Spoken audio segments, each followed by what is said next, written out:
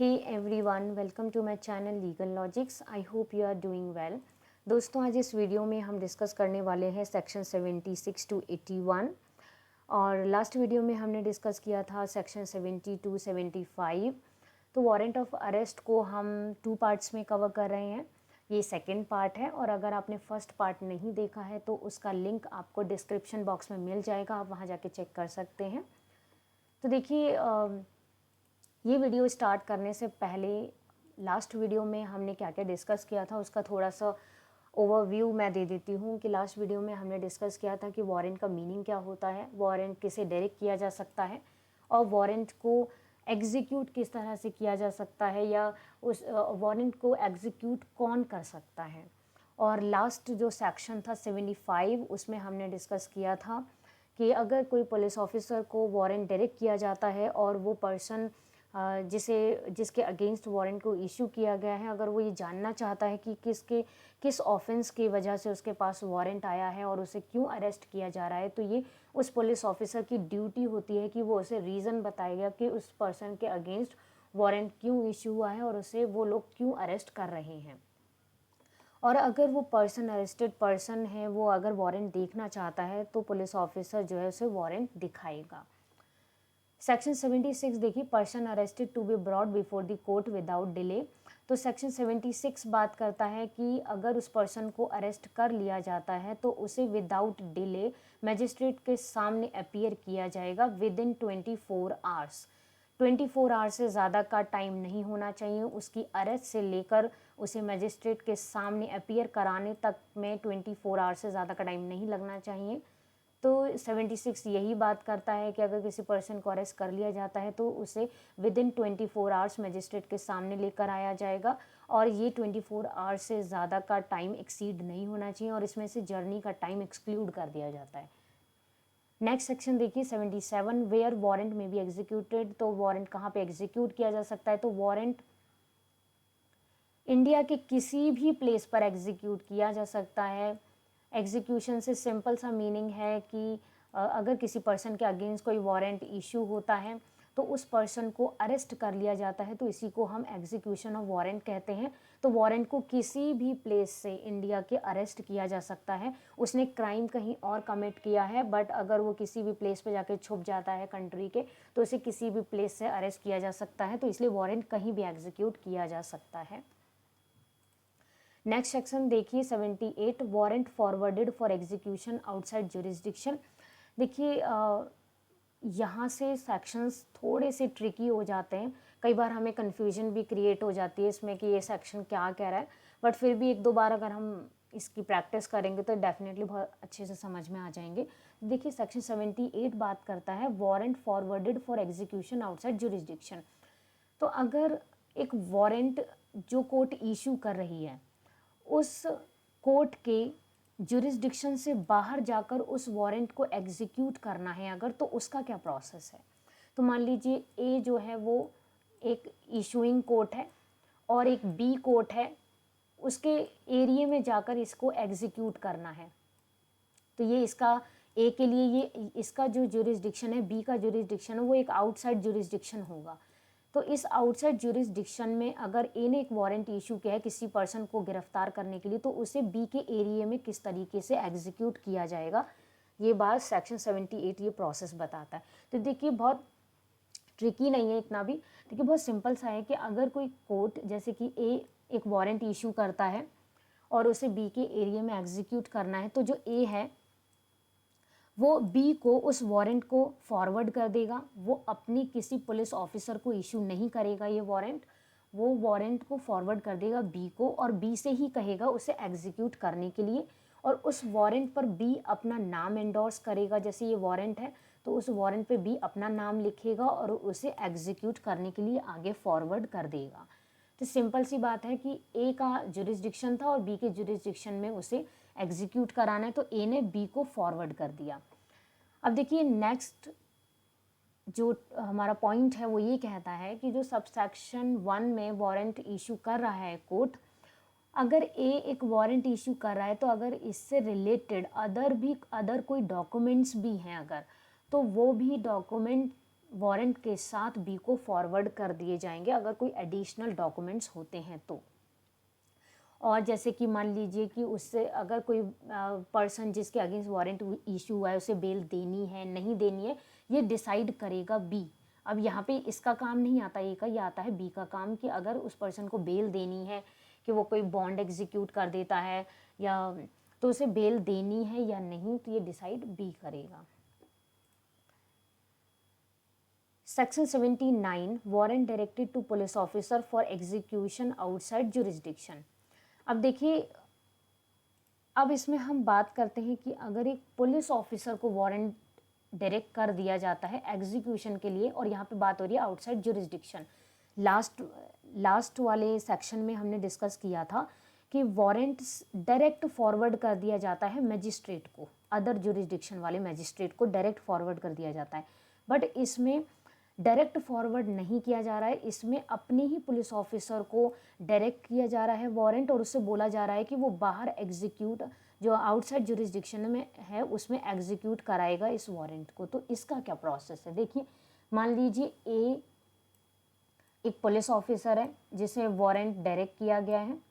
तो ए को अगर वारंट डायरेक्ट किया गया है और उसे बी एक अदर मैजिस्ट्रेट है, किसी अदर जुरिस्डिक्शन का मैजिस्ट्रेट है, इसका अपना एक जुरिस्डिक्शन है, तो ए पुलिस ऑफिसर है और बी जो है वो एक अदर मैजिस्ट्रेट है, और इसे इसके बी के ए को बी के एरिया में आकर वारंट को एग्जीक्यूट कराना है।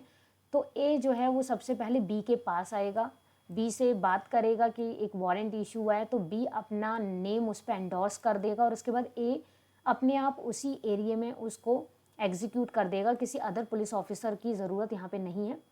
ए जाकर बी का एंडोर्समेंट लेगा और ए के पास जो है वो पावर मिल जाएगी कि वो उसके एरिया में, बी के एरिया में जाके उस वारंट को एग्जीक्यूट कर देगा। बट अगर देखिए सेकंड पॉइंट इसका ये कहता है कि जब वो पुलिस ऑफिसर उस मैजिस्ट्रेट के पास जाता है और उस पर उस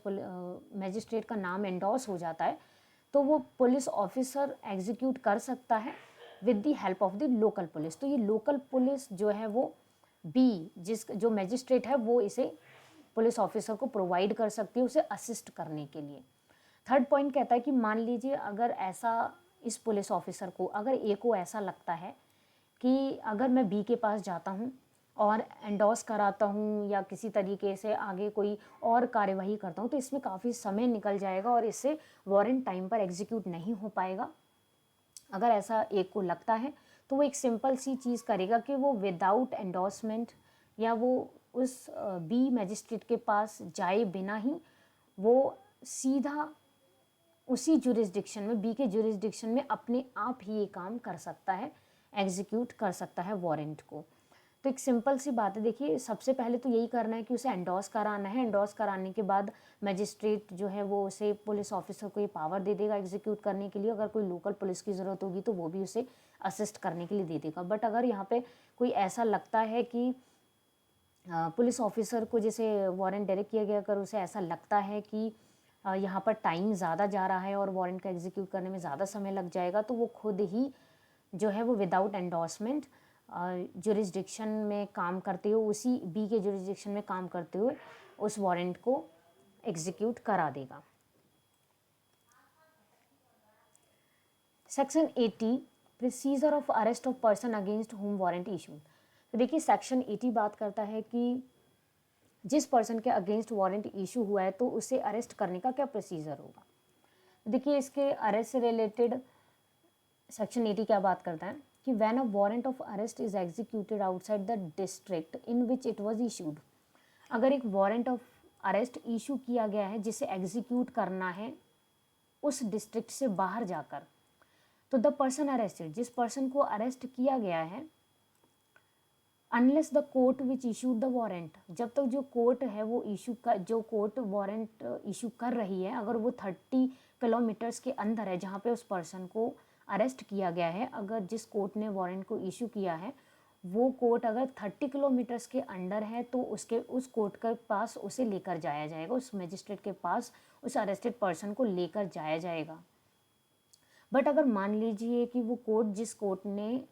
वारंट डायरेक्ट किया है, इशू किया है, अगर वो 30 किलोमीटर्स के अंदर नहीं आती है, तो जो भी लोकल पुलिस स्टेशन या लोकल पुलिस ऑफिसर या मजिस्ट्रेट जो भी उस एरिया में लोकल है, लोकल लिमिट्स में आता है, उस मजिस्ट्रेट के पास जाकर उसे अपीयर करा दिया जाएगा। तो ये बात करता है हमारा सेक्शन 80 कि या तो वो कोर्ट जिसने उसे इशू किया है वो 30 किलोमीटर्स के अंडर आता है तो उसी कोर्ट में उसे लेकर जाया जाएगा। अगर वो 30 किलोमीटर्स के अंदर नहीं आता है तो जो भी पास का मजिस्ट्रेट है या डिस्ट्रिक्ट सुपरिटेंडेंट है या कमिश्नर है, उसके पास उस अरेस्टेड पर्सन को प्रस्तुत किया जाएगा। बाद में उसे आगे फॉरवर्ड कर दिया जाएगा, वो अलग प्रोसीजर है। लास्ट सेक्शन देखिए,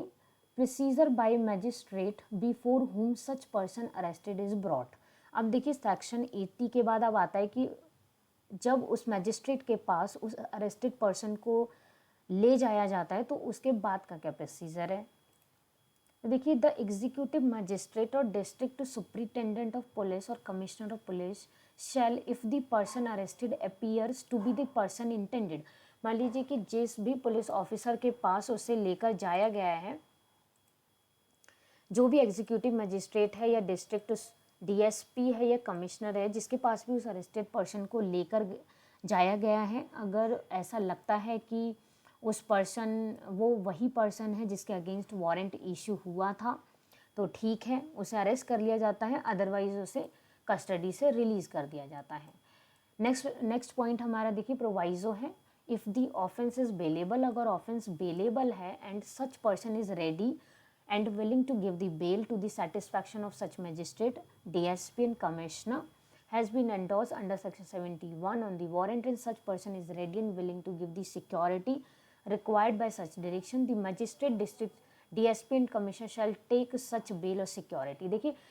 इसमें एक प्रोवाइजो सिंपल सा ये कहा गया है